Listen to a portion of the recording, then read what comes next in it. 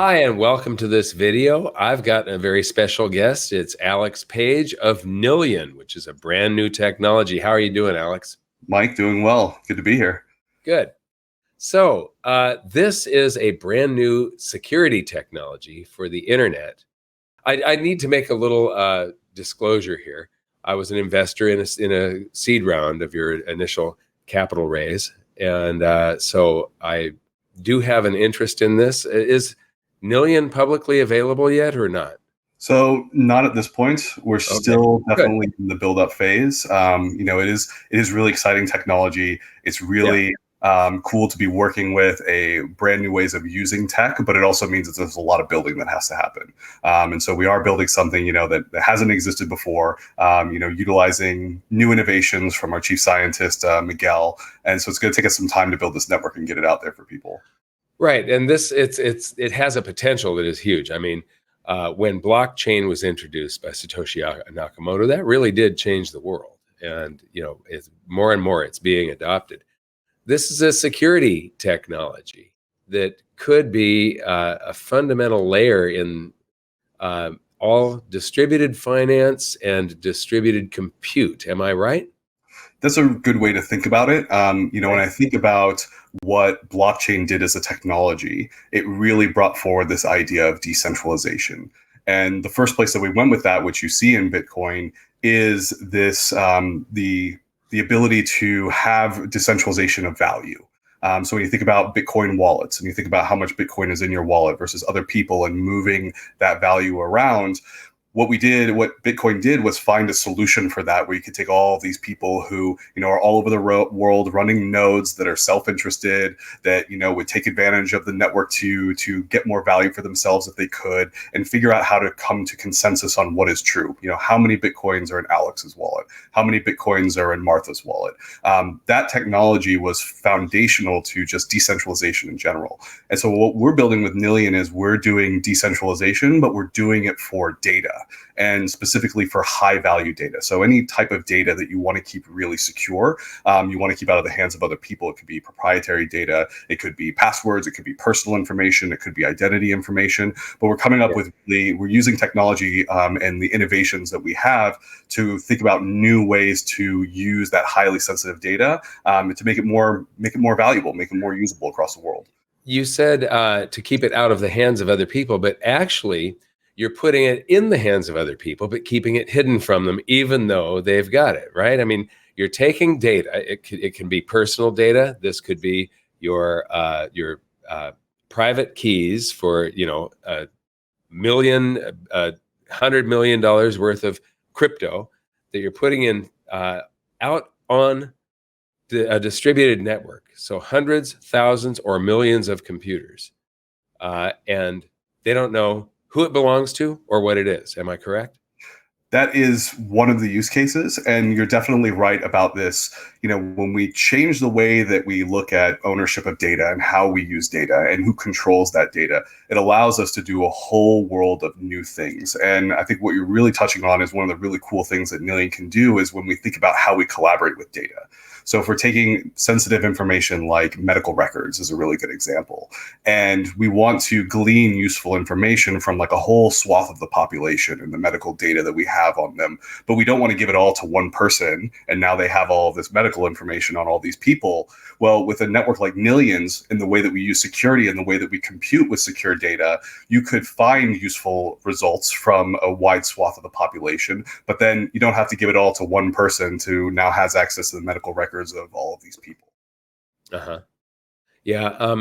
So you can also do distributed compute with this, where computers are working on a problem, but they don't know what the problem is, and they don't know whose problem it is, right? Yeah. And that's one of the fundamental features of NILLION and why it is a decentralized network like Bitcoin.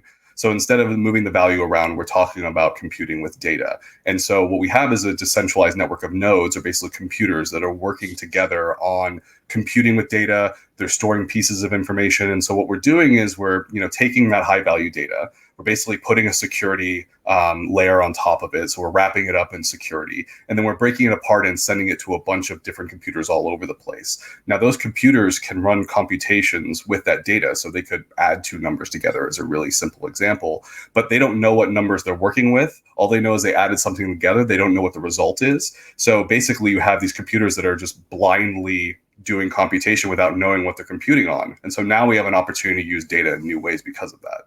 Yeah, and they don't know who it's for, right? Yes, exactly. Okay, so they don't know what it is or who it's for, but they're working on it. Exactly. Okay, this is pretty awesome.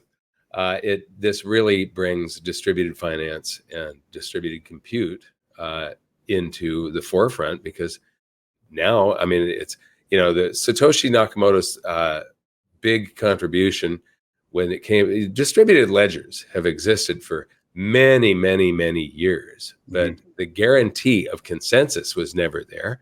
And the possibility of one bad actor cheating was always there. And Satoshi Nakamoto got rid of those two problems. And this does that for almost any data that you want to put out there. And the security that is added by having everything distributed, there's no single point of failure or single point of attack, right? Mm-hmm. That is the idea, is that we can basically create a network where there isn't a single point of failure. We have a very large network of nodes, so that data that we're talking about that's secured is stored in hundreds or even thousands of different places. So for somebody to go and like hack into it and take it over or try to steal the data, they would have to go to tons of computers all over the world and try and break their security, thousands of times over in order to get to the underlying data. So we have a way to be able to store data in this very secure way. So you think about passcodes, or you think about private keys in blockchain, for example. You could store it in a way where it's basically been broken up into 1,000 different pieces and distributed to 1,000 different people, but they also don't see what that actual piece is because of that security on top of it. They don't actually have just like one digit of your private key or something. They have this wrapped up, very secure component of it. But at the same time, when you want to use it, let's say you want to send Bitcoin to somebody or you want to send Ethereum to somebody, they can come together, they can sign a transaction on the blockchain to move that value, but they also don't know what the private key is. They don't know what everybody else's piece is. And so they can't actually get to the data that's underneath it. Yeah. Elon Musk recently was talking about, they've got these full self-driving computers in the Teslas that have an immense amount of computing power. And they're connected to where, with Grok, the new AI that they developed at X, they may be able to buy compute from the owners of all their customers, the people that bought the cars. Mm-hmm. They buy computational power from the owners. So when your car is parked in the garage, it becomes one of the millions of this distributed compute. So this is an application that could secure something like that 100%, right? Yeah, absolutely. And in fact, those cars could be nodes on the network ultimately. It's not very complicated. It won't be very complicated once we deploy to be able to set that up. And it doesn't require, unique software. Like running a Bitcoin node requires a lot of very intense hardware in order to be competitive. On the NILLION network, we just don't need as much hardware. And so something like a Tesla that has that extra computing power, they could be a node on the network potentially. Yeah. Now, there's different types of distributed ledgers, and proof of work, which is what Bitcoin is, does require a lot of compute, a lot of power to make it secure. And this adds security without requiring all that energy waste. This is very efficient, right? It's definitely more efficient than it used to be. And that's where the big part of the innovation with NILLION comes from. This idea of having multiple computers that are working together on computations and storing data in high secure ways has been around since the 80s. It's just that it was always very slow. It was always very cumbersome. It always took a ton of computing power. And what the innovation that underpins NILLION allows us to do is to do that in a much more efficient way. And so, compared to like running a computation on your laptop, We're not going to be better than that, because your laptop doesn't use security when it's running information. You type in your passcode and then you do something on your computer, you add two numbers together, you're doing that in the clear. Any computer program that's inside of your computer could see what you were doing. So when you're adding security, it's always going to be less efficient than that. But what really makes NILLION so interesting is that we open up this whole world of being able to do things when you're running computations where the security is always there. Wow. So, I do want to let the viewers know that whenever you're investing in a brand new technology, it's sort of an all or nothing bet. It either produces a big windfall or you lose everything. But this is not something that is publicly listed or that can be invested in right now. But where are you as far as how far do you think you're away from the launch of this new technology that could be very world changing? And then are there any other use cases or examples that you give us? Yeah, so we're at a place now, we've been working on this for 2 years at this point. And we started with basically just mathematics. And we've been building the technology, we've been building the network on top of that over the last 2 years. We've been building features into it over the last 2 years. And so we're at a place now we're actually going to start doing testing in next year. And what I mean by that is that ultimately NILLION is going to be a layer that developers can tap into and can plug into and use the computation, can use the storage, can build things that use our network as sort of a foundation to build on top of. And so we're getting some of those early developers in to start doing that building. So it's a really awesome part for us as a project, but a place where we actually get to, okay, anybody can go and they can use the NILLION network, probably over a year away from that. But we've made so much progress over this time that we're actually testing, and we're actually ahead of schedule on that testing, which is really exciting for the team. So keep an eye on us, but it'll be about a year from now where you'll actually be able to be like, okay, I'm going to go and do something on top of NILLION. Okay, and so this isn't something that the public will see. It's something that the application that somebody else wrote is on this NILLION network to make it super secure. Yes, and that will be true in a lot of instances. There are things that we are going to be building ourselves. So one thing that we're building towards is really a very secure and very private biometric authentication.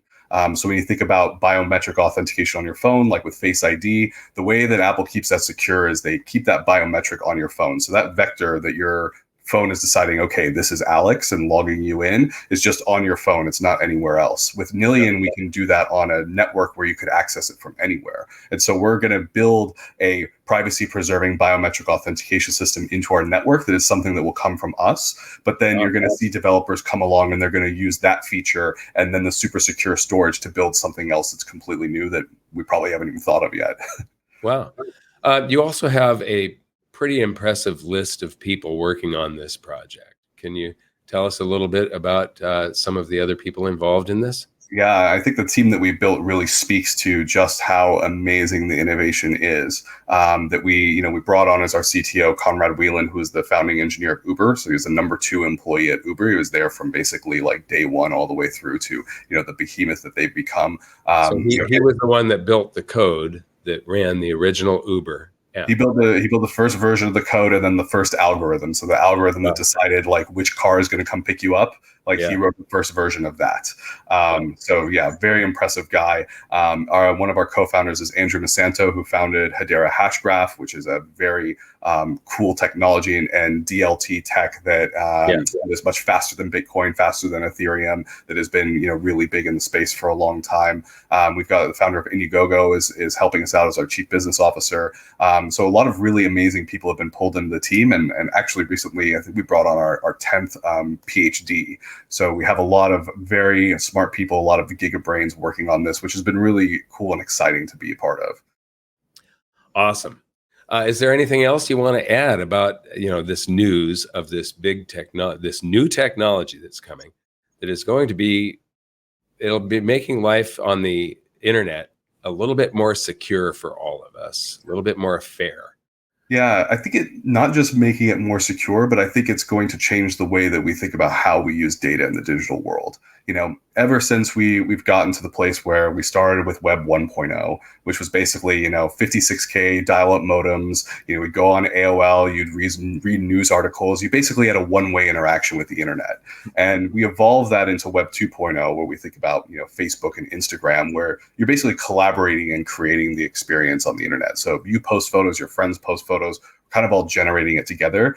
When I think about Web3 and what NILLION is going to help do, it's about changing that relationship with data. Instead of just going and giving all of our stuff to these, Web2 companies that now become the Facebooks and the Googles of the world, this digital part of the world, this piece that's for us, this, area where we store our identity information or our digital assets or all these things, Web3 is really about bringing that back to the individual. And at NILLION, we want to be a part of that revolution, because that is what's going to come in the future, is making a space for each of us on the digital world where we're not reliant on a Facebook or somebody else to be our entry point to the world of what's on the internet. Awesome. Well, thank you so much for bringing us the future of the internet then. So I want to thank everybody for watching, and I want to thank you, Alex, for giving us all of this great information. No, thank you, Mike.